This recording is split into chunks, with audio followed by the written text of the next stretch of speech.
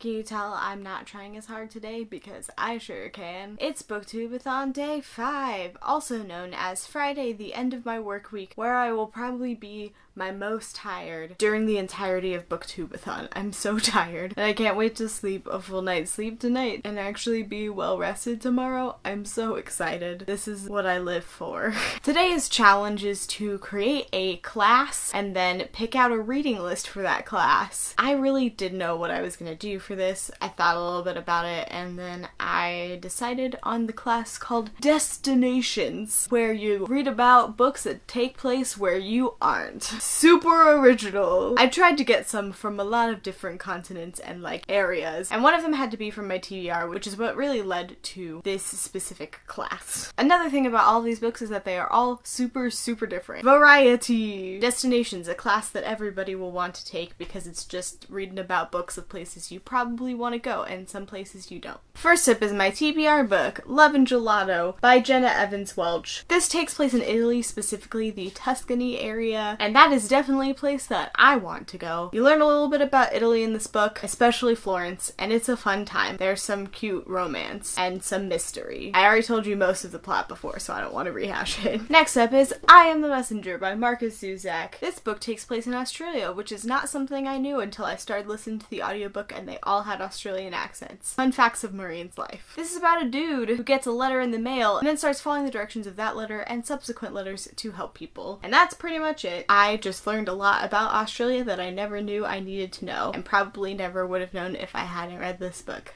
Next up is The Kite Runner by Khaled Hosseini. This book takes place partially in Afghanistan and partially in the United States, and it's a really great story about refugees and about what Afghanistan used to be before the Taliban took over and before war hit the country. And it's also about refugees and about moving to the United States and feeling like you're a fish out of water and feeling like you're part of two different cultures, as well as a lot of other things, and it's really good and you should read it. The Kite Runner. Next up is the only book I haven't read in this group, which is City of Saints and Thieves by Natalie C. Anderson. This takes place in Kenya, so I wanted to have an Africa book because I love Africa, and I've never been to Kenya, but I really want to go. This is about a girl who is out for revenge against the person that killed her mother, which sounds like a really fun and interesting plot, and it's also in Kenya, like I said, which fits in Destinations. So, Destinations! And last but not least is the token classic Jane Eyre by Charlotte Bronte. Jane Eyre is about a girl, and it's all about her life and her falling in love and all the secrets and craziness that surrounds that. It's the only one that doesn't take place in at least like the 90s and beyond, but like every class has a token classic. You know that it does. So this is the token classic of this reading list. And that's it. Now let's talk about the books. Why We Broke Up isn't with me. It's in the other room. I don't feel like going to get it because that's how tired I am. Just chugging along with Why We Broke Up. I think I've read maybe 100 or so more pages, something like that. I'm almost done with that. I'm definitely gonna finish that book tonight before I sleep, even though it's like 8:30 right now and I still have to edit this video. Kill me now. But I'm really liking it so far. Like, I know a lot of people don't like it, but I really like it so far. There's a lot of feelings involved. A lot of feelings. I'll talk to you more about it tomorrow when I tell you how much I've actually read of that. I can also maybe do like some page count updates because I haven't been doing that. Way too lazy. Tomorrow I'll have so much more time. Maybe I'll vlog tomorrow. We'll see how I feel when I wake up. And next up is 1,000 Pieces of You by Claudia Gray. Again, still. Just been chugging along at this audiobook, and more things have happened that make me like this book more, but then again it's also super tropey, so I